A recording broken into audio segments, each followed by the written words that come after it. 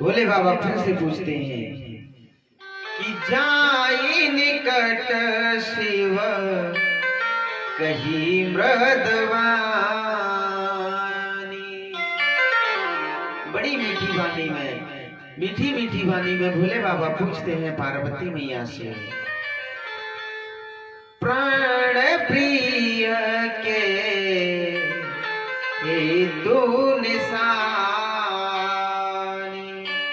अरे देवी, आपको क्या हुआ है, कुछ बताइए तो सही। पार्वती मैया जब बार बार पूछने पर नहीं बोलती हैं, तब पार्वती मैया अंत में कहती हैं भोले बाबा से कि ये आपका झूठा प्रेम हमें नहीं चाहिए, ये आपका झूठा प्रेम हमें नहीं चाहिए। आप वैसे ही कहते हो कि हम आपसे बहुत प्रेम करते हैं, बहुत प्रेम करते हैं, आप हमसे बिल्कुल प्रेम नहीं करते। अब भोले बाबा को थोड़ा थोड़ा संदेह होने लगता है।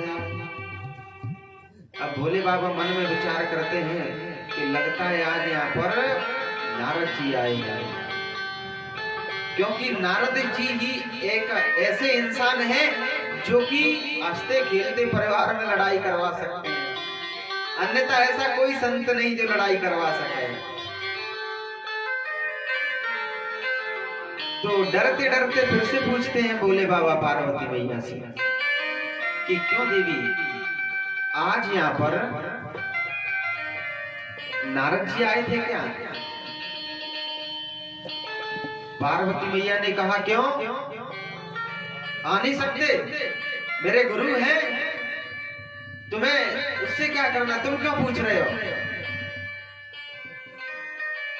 भोले बाबा बोले नहीं नहीं देवी, बस मैं तो ऐसे ही पूछ रहा था, आए थे क्या? अब भोले बाबा समझ गए कि ये सब नारद जी को करो धरो है, और नारद जी कुछ ना कुछ ऐसी बात बता के गए कि जिससे आज हमारे घर में लड़ाई होनी है। अब पार्वती मैया कहती है कि आप हमसे कितना प्रेम करते हैं ये बताइए। भोले बाबा कहने लगे अरे देवी, मैं तो आपसे इतना प्रेम करता हूं कि तुम्हारे बगैर रह नहीं सकता, मैं तुम्हारे बगैर रह नहीं सकता। पार्वती मैया बोले बस बस, अब ज्यादा झूठ ना बोलो आप। भोले बाबा ने कहा अरे देवी कैसी बात करती हो? तब पार्वती मैया ने कहा कि आप हमसे इतना प्रेम करते हैं तो हम आपको एक बात पूछते हैं, वह बताइएगा। भोले बाबा बोले पूछिए देवी, क्या पूछना चाहती हैं? पार्वती मैया ने कहा ऐसे नहीं, पहले आप राम जी की सौगंध दिखाइए कि जो मैं पूछूंगी वह सच सच बताओगे। तब आज भोले बाबा ने राम जी की सौगंध दिखाई है। अब देखिए, पार्वती मैया को भोले बाबा पर विश्वास नहीं है। अगर भोले बाबा पर विश्वास होता, यहाँ पर एक सोचने वाली बात है कि अगर पार्वती मैया को भोले बाबा पर विश्वास होता तो पार्वती मैया कभी ये नहीं कहती कि आप राम जी की सौगंध खाइए। यहाँ पार्वती मैया को विश्वास नहीं है भोले बाबा पर, और भोले बाबा तो अपना पूरा जीवन उन्हें समर्पण कर चुके हैं, लेकिन पार्वती मैया को भोले बाबा पर अब भी विश्वास नहीं है। तो इसी विश्वास की ही वजह से एक बार पहले भी राम जी के आगे सती में पार्वती मैया सीता जी का रूप बना करके गई थी, सीता जी का रूप बना करके गई थी। तब भोले बाबा ने विचार किया कि मुझ पे तो भरोसा था ही नहीं, बिल्कुल नहीं था पहले, अब तो राम जी पर भी भरोसा नहीं है इन्हें। तो भोले बाबा बोले कि जिसे मेरे प्रभु पर भरोसा नहीं वह मेरे साथ बिल्कुल नहीं रह सकती। उससे मेरा मेल नहीं मिलता। तब भोले बाबा ने सती मैया का त्याग किया था। अब यहाँ भी भरोसा नहीं है भोले बाबा को, भोले बाबा पर, पार्वती मैया को। तो इधर महाराज राम जी की सौगंध खाते हैं भोले बाबा और कहते हैं कि पूछिए देवी, क्या पूछना चाहती हैं आप? पार्वती मैया कहती हैं भोले बाबा आप ये बताइए कि जो आपके गले में 108 मुंडमाला है वह किसके सर है? वह आप किसके सरों की माला पहने हैं? भोले बाबा बोले अरे देवी, इतनी सी छोटी बात को इतना बड़ा वैसे ही पूछ लेती हैं आप। राम जी की सौगंध खिलाने की क्या बात थी? तब भोले बाबा कहते हैं कि देवी आप प्रेम की बात करती हो, मैं आपसे इतना प्रेम करता हूं, और मैं आपको बता दूं कि इतना प्रेम करता हूं कि ये जो 108 मुंडमाला है ना, ये किसी और के नहीं बल्कि आपके हैं। इतना सुनते पार्वती मैया बोली क्या ये मेरे सर है 108? भोले बाबा बोले हाँ देवी, ये 108 आपके ही सर हैं। मैं आपसे इतना प्रेम करता हूं जो कि हर जीवन में आप हर बार हर जन्म में मुझे ही मिलती हैं, आप पत्नी के रूप में मुझे ही मिलती हैं, और आप अपने शरीर को छोड़ देती हैं तो आपके बिना मुझ पर रहा नहीं जाता। तो मैं आपके सर को उठाता हूँ खोपड़ी को से जल में धोकर के मांस से, और खोपड़ी को अपने गले में टांग लेता हूँ। बोली शंकर भगवान की जय हो। महाराज पार्वती मैया सोचने लगी कि काय भोले बाबा, हमारे इतने जन्म इतने मरण है गए लेकिन तुम एक बार भी नहीं मरे हैं? तुम्हारा एक बार भी मरण नहीं भयो। भोले बाबा बोले अरे देवी, हम मरते नहीं हैं क्योंकि हम अमर हैं, हमने अमर कथा सुन रखी है इसलिए हम अमर हैं। पार्वती मैया बोली अरे महाराज, तो यह कैसी अमर कथा है जिससे आप मरते नहीं? हमें भी सुना दीजिए जिससे हम भी अमर हो जाएं। पार्वती मैया बोली कि मेरे 108 जन्म है गए लेकिन तुम एक बार भी नहीं मरे, और चलो भयो सो अच्छो भयो, जो भी हुआ वह अच्छा हुआ, लेकिन हर बार मोइये तुम मिलते, हर बार तुम्हारे लिए कोई और लड़की नहीं मिली क्या तुम्हें? हैं? किसी और के साथ शादी कर लेते कि तुम्हें कोई पसंद नहीं करती, हर बार तुम मोइये मिलते दूल्हा के रूप में। पार्वती मैया बोली कि हे भोले बाबा, आप हमें भी सुना दीजिए अमर कथा कैसी है। तो महाराज भोले बाबा कहते हैं कि देवी, ये अमर कथा ऐसे नहीं सुनाई जाती, ये अमर कथा ऐसे नहीं सुनाई जाती, ये एकांत चित्त में सुनाई जाती है।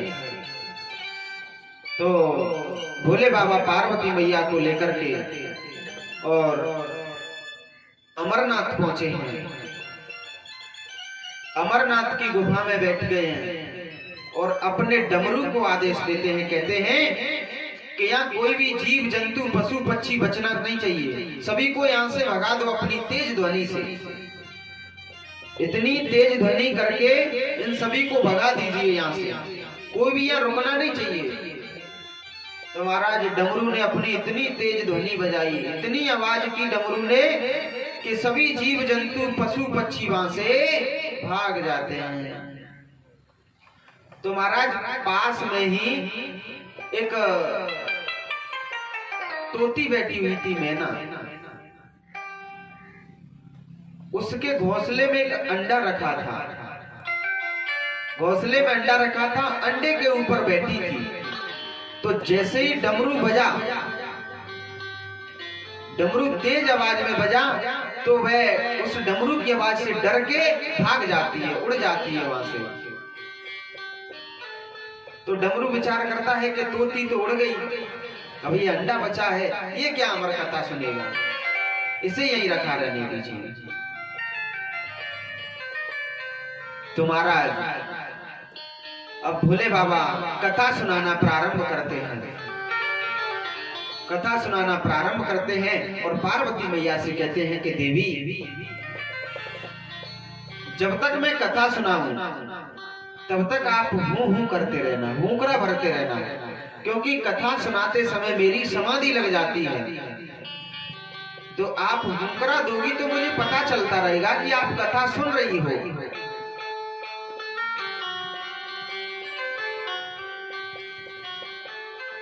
तो इसलिए आप हुंकरा भरती रहना। तो महाराज भोले बाबा कथा सुनाना प्रारंभ करते हैं, पार्वती मैया कथा सुन रही हैं, बड़ा सुंदर दृश्य है। अब क्या होता है महाराज कि जो ऊपर गुफा के ऊपर अंडा रखा था घोंसले में, वह अमर कथा के प्रभाव से, नीचे भोले बाबा कथा सुना रहे हैं, और वह कथा के प्रभाव से जल्दी से अंडा बड़ा हो जाता है और वह फूट जाता है। उसमें से प्यारा सा एक सुख निकलता है, सुख यानी कि एक तोता निकलता है प्यारा सा, और वह अमर कथा के प्रभाव से जल्दी जल्दी बढ़ने लगा। अब महाराज बढ़ने लगा तो भोले बाबा कथा सुना रहे हैं, पार्वती मैया कर रही है हूं तो हूं। अब देखिए तोते को तो जैसा कहेंगे, जैसा सुनाएंगे वैसा ही वह सुनता रहता है, वैसा ही बोलने लगता है। तो पार्वती मैया कर रही थी हूं, अब तोता भी सीख गया हूं करना। तो अचानक से कथा सुनते सुनते पार्वती मैया सो गई। अब पार्वती मैया सो गई तो हुंकरा देना बंद हो गया महाराज, हुंकरा देना बंद हो गया। तो अब जैसे ही हुंकरा देना बंद हुआ तो उस तोते ने विचार किया, अगर हुंकरा देना बंद कर दिया है तो कहीं भोले बाबा कथा बंद ना कर दे। तो अब तोता करने लगा हूं, तोता हुंकरा देने लगा,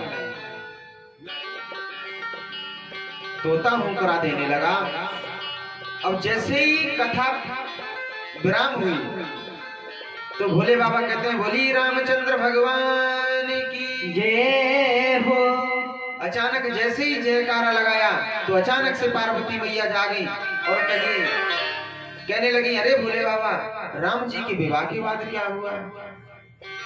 भोले बाबा सोचने लगे अरे देवी, यहाँ पूरी राम कथा हो गई और आप कह रही हो कि भोले बाबा राम जी के विवाह के बाद क्या हुआ।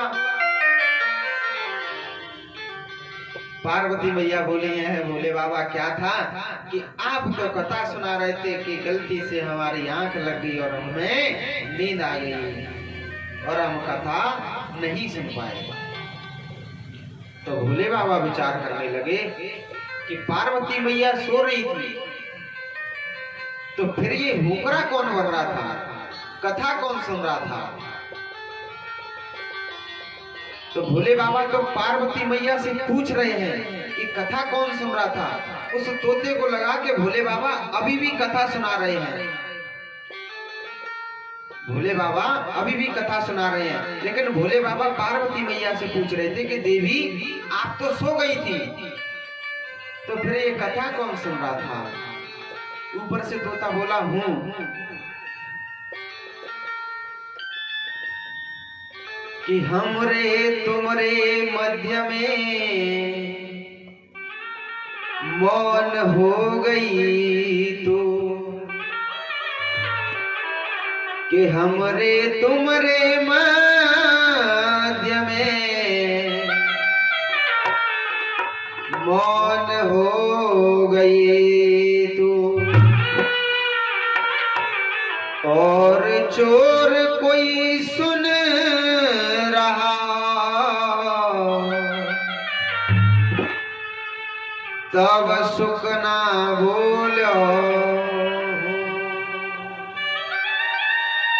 इधर भोले बाबा कहते हैं कि हरी देवी कथा कौन सुन रहा है। ऊपर से तोता बोलता है कि हूं। भोले बाबा को क्रोध आ गया। कहने लगे भोले बाबा कि ये कैसा दुष्ट सुख है कि एक तो चोरी से कथा सुन गया और ऊपर से ये और कह रहा है कि मैंने सुनी ये कथा। अब उस तोते को तो बेचारे को लगा के भोले बाबा अभी भी कथा सुना रहे हैं। तब भोले बाबा क्रोध में आकर के अपना त्रिशूल उठाते हैं और उस तोते को मारने के लिए पीछे पीछे दौड़ने लगते हैं उसके। अब तो तोता तीनों लोकों में इधर उधर भागता है, लेकिन कहीं भी उसे छुपने के लिए जगह नहीं मिलती है।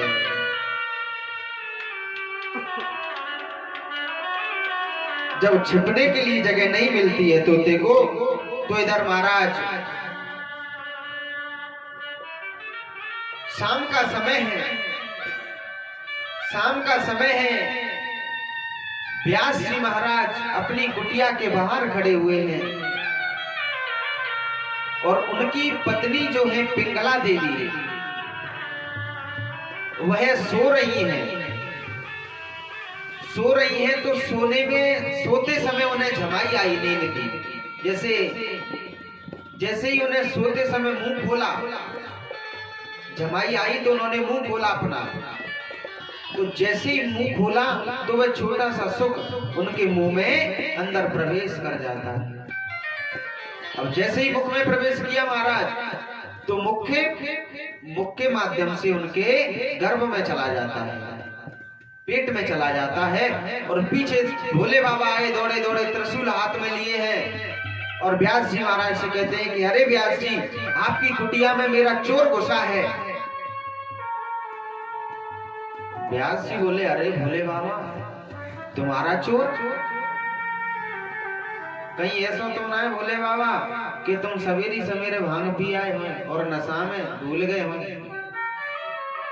कि क्या कह रहे हो? भोले बाबा बोले कि नहीं नहीं व्यास जी महाराज, मैं कुछ पी के नहीं आया, मैं कुछ खा पी के नहीं आया। एक चोर और आपकी कुटिया में छुपा है। व्यास जी बोले अरे महाराज, आपके यहाँ किसी चोर को जाके मरना थोड़ी है। जो आपके यहाँ कोई चोर जाएगा और कोई चोर चला भी जाएगा तो आपके यहाँ क्या मिल जाएगा उसे? धन महाराज तुम पे नहीं है, हैं? गाय भैंस तुम पे नहीं है जो तुम्हारी छोर ले जाएगा, वह चुरा करके ले जाएगा। आपके यहाँ तो क्या मिलेगा? धतूरा, भांग, गांजा, उसे खा के वैसे ही मर जाएगा चोर। तो मुझे तो ऐसा लगता है कि भोले बाबा आज आप सवेरे सवेरे भांग पी आए तो नशा हो गया आपको और आपको पता नहीं कि आप क्या कह रहे हैं। भोले बाबा बोले नहीं नहीं व्यास जी, उस चोर ने मेरी अमर कथा चुराई है। उस चोर ने मेरी अमर कथा चुराई है, इसलिए मैं उसे ढूंढ रहा हूं।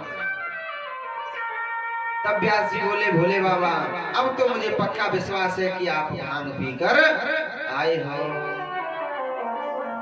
क्योंकि आप ये बताइए, जो व्यक्ति अमर कथा सुन चुका हो क्या वह मर सकता है?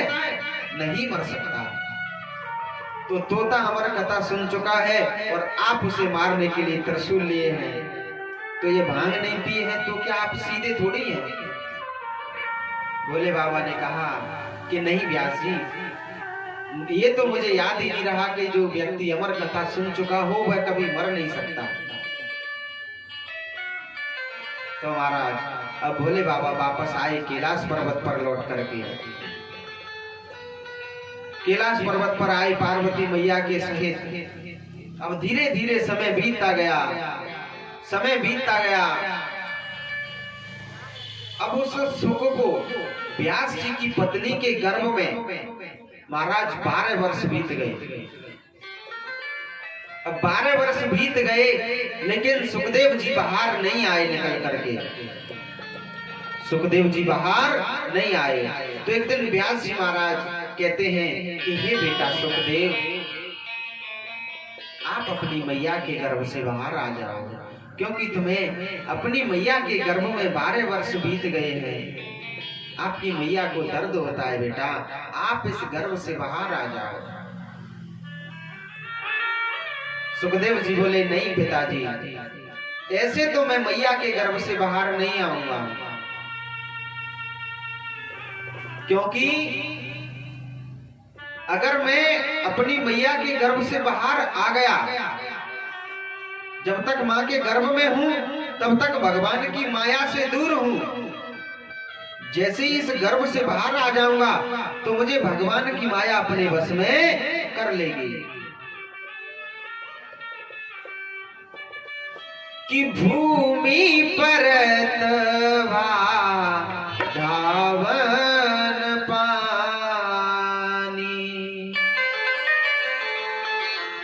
कि भूमि पर धावन पानी,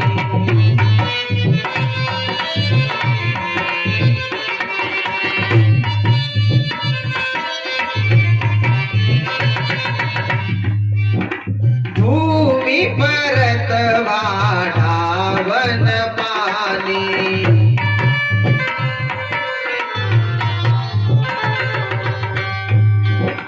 जनु जीव ही माया लपटानी।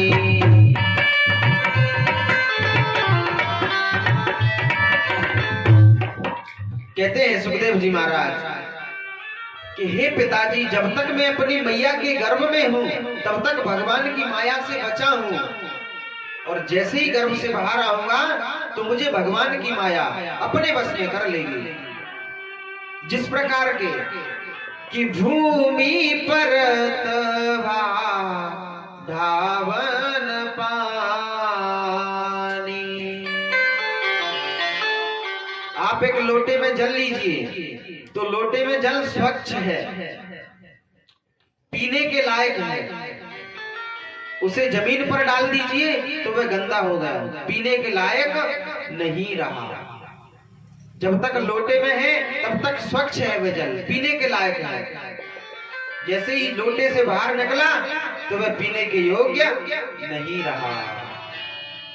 कि भूमि परत धावन पानी, जनु जीव ही माया लपटानी। उसी प्रकार से, जिस प्रकार से जब तक जल लोटे में है तब तक स्वच्छ है, और जमीन पर गिरने के बाद वह अशुद्ध हो जाता है। तो जब तक जीव अपनी मैया के गर्भ में है तब तक वह भगवान की मोह माया से दूर है, और जैसे ही गर्भ से बाहर आता है तो उसे भगवान की माया अपने वश में कर लेती है। बोली रामचंद्र भगवान की जय हो। श्रीमद् भागवत महापुराण की जय हो।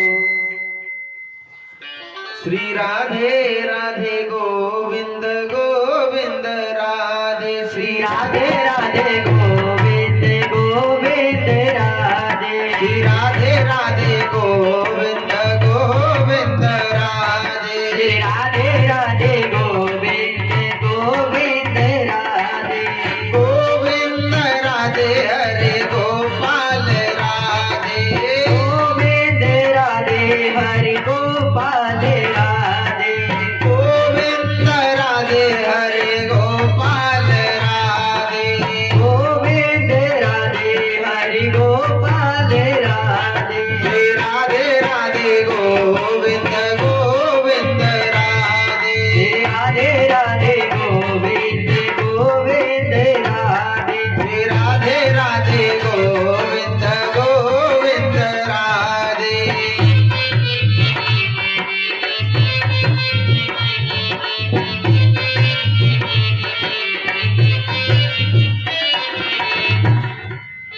बोली रामचंद्र भगवान की जय हो। बांके बिहारी लाल की जय हो। तो इधर महाराज जब इस प्रकार से कहते हैं सुखदेव जी महाराज के पिताजी, मैं अपनी मैया के गर्भ से बाहर नहीं आऊंगा जब तक स्वयं भगवान आकर मुझसे ये ना कहें, जब तक स्वयं भगवान मुझसे आकर ये ना कहे कि बेटा आप अपनी मैया के गर्भ से बाहर आ जाइए, तुम्हें मेरी माया बिल्कुल नहीं व्यापेगी, तब तक मैं अपनी मैया के गर्भ से बाहर नहीं आऊंगा।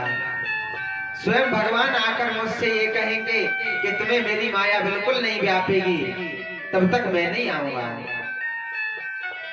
व्यास जी बोले बेटा मैं भी तो 24 अवतारों में से एक अवतार हूं, मैं भी तो 24 अवतारों में से एक अवतार हूं। मैं तुम्हें वचन देता हूं कि तुम्हें भगवान की माया बिल्कुल नहीं व्यापेगी, आप अपनी मैया के गर्भ से बाहर आ जाओ।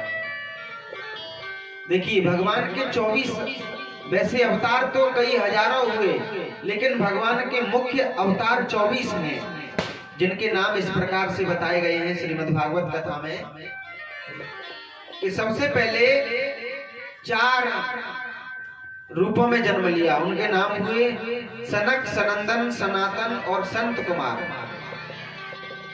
वराह, नारद, नर नारायण, कपिल भगवान, दत्तात्रेय जी, यज्ञ भगवान और दत्तात्रेय, कपिल भगवान, ऋषभदेव, पृथु, मत्स्य, कछुआ, धन्वंतरी भगवान, मोहिनी भगवान, नरसिंह अवतार हुआ और वामन भगवान, परशुराम जी, व्यास जी, राम, बलराम, कृष्ण जी, प्रद्युम्न, अनिरुद्ध, बुद्ध और कल्कि, जो कलयुग में जन्म लेने वाले हैं उनका नाम कल्कि। इस प्रकार से भगवान के 24 अवतार मुख्य हुए। वैसे तो कई अवतार किए भगवान ने, लेकिन मुख्य अवतार 24 थे। तो इन 24 अवतारों को मुख्य माना गया है। वैसे तो इधर महाराज जब श्री सुखदेव जी महाराज अपनी मैया के गर्भ से बाहर नहीं आते हैं, तब व्यास जी कहते हैं कि हे प्रभु अब तो आपको स्वयं आना पड़ेगा, लेकिन जब तक आप नहीं आओगे ना तब तक ये अपनी मैया के गर्भ से बाहर नहीं आएंगे।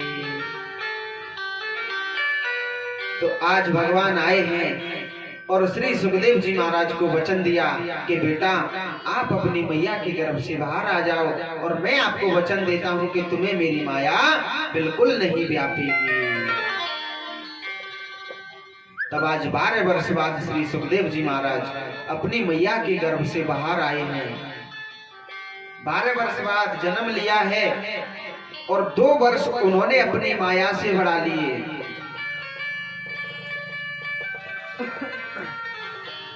2 वर्ष अपनी माया से बढ़ा लिए। इस प्रकार से 14 वर्ष के होकर के श्री सुखदेव जी महाराज और सीधे जैसे ही जन्म लिया और सीधे जन्म लेते ही जंगल की तरफ निकल पड़े।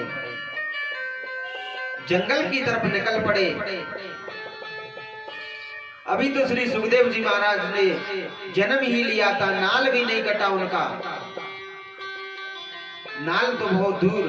उन्होंने अभी उनकी मैया ने उनका मुख भी नहीं देखा है। उनकी मैया कहती है बेटा तू मुझे छोड़कर मत जा, अभी मैंने तेरा मुख भी नहीं देखा है। लेकिन सुखदेव जी महाराज चले जा रहे हैं जंगल की तरफ।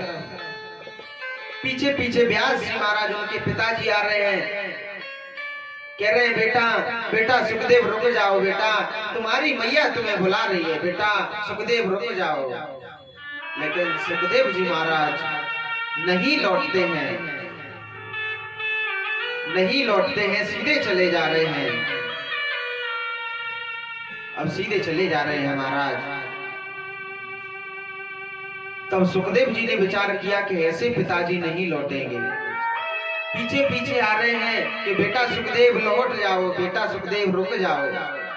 तब सुखदेव जी महाराज क्या करते हैं कि अपनी आत्माओं को जंगल के वृक्षों से जोड़ देते हैं, जंगल की वृक्षों से जोड़ देते हैं। तो जैसे ही सुखदेव जी महाराज को बुलाते हैं व्यास जी महाराज बेटा रुक जाओ, तो सभी वृक्ष एक आवाज में एक साथ बोलने लगे कि सुको हम, मैं भी सुख हूं, मैं भी तो आपका बेटा हूं, हैं? क्योंकि व्यास जी जो है वह भगवान का अवतार है। तो भगवान के लिए तो सभी जीव जंतु पेड़ पौधे सब एक समान हैं। तो पेड़ पौधे कहने लगे कि सुको हम मैं भी सुखी हूं व्यास जी, मुझे भी आप अपने घर ले चलिए। जी अकेले सुखदेव जी आपके बेटे नहीं है, आपके पुत्र नहीं है, हम सभी आपके पुत्र हैं, हम सभी को आप अपने साथ ले चलिए। व्यास जी विचार करते हैं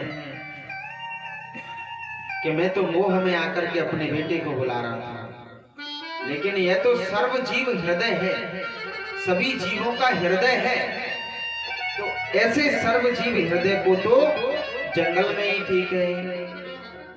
तो व्यास जी महाराज वापस आ जाते हैं। इधर श्री सुखदेव जी महाराज चले जा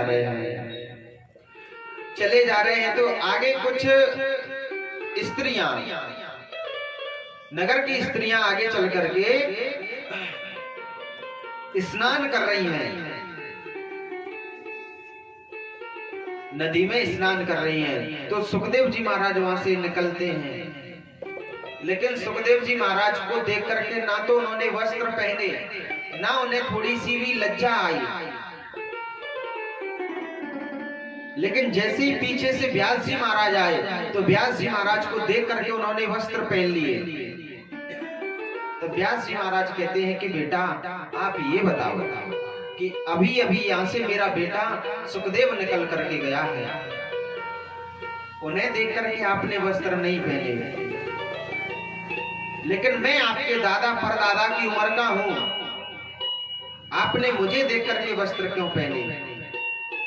तब उन नगर की स्त्रियों ने कहा कि हे व्यास जी, आपकी नजरों में अच्छे बुरे का पहचान कर सकते हैं आप सब कुछ जानते हैं कि ये अच्छा है ये बुरा है, आपकी नजरों में इसका ज्ञान है, लेकिन सुखदेव की नजरों में सब जीव एक समान है, उनकी नजरों में कोई ऐसा पहचान नहीं है, इसलिए हमने उन्हें देख करके वस्त्र नहीं पहने। तो महाराज आगे चल करके श्री सूत जी महाराज कहते हैं कि द्वापर युग में महर्षि, इधर महाराज देखिए, सूत जी महाराज से शौनक जी प्रश्न करते हैं कि हे सूत जी महाराज, आप हमें यह बताइए कि महर्षि वेदव्यास जी का जन्म कैसे हुआ? तब श्री सूत जी महाराज कहते हैं कि हे शौनक जी, द्वापर युग में महर्षि पराशर के द्वारा उपचर वसु की कन्या सत्यवती के गर्भ से भगवान के कलावतार महर्षि वेदव्यास जी का जन्म हुआ। देखिए, एक बार व्यास जी सरस्वती नदी के तट पर विराजमान थे, सरस्वती नदी के तट पर विराजमान है, संध्या उपासन कर रहे थे। संध्या करते करते विचार किया, आगे व्यास जी विचार करते हैं कि आगे कलयुग आने वाला है। द्वापर युग के बाद आया कलयुग, सबसे पहले आया सतयुग,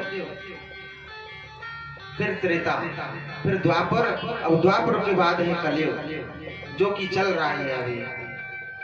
तो द्वापर में महर्षि वेदव्यास जी विचार करते हैं कि आगे कलयुग आने वाला है और ज्यादातर कलयुग में लोग अनपढ़ हो जाएंगे, पढ़ लिख कम पाएंगे, और जब लोग बाग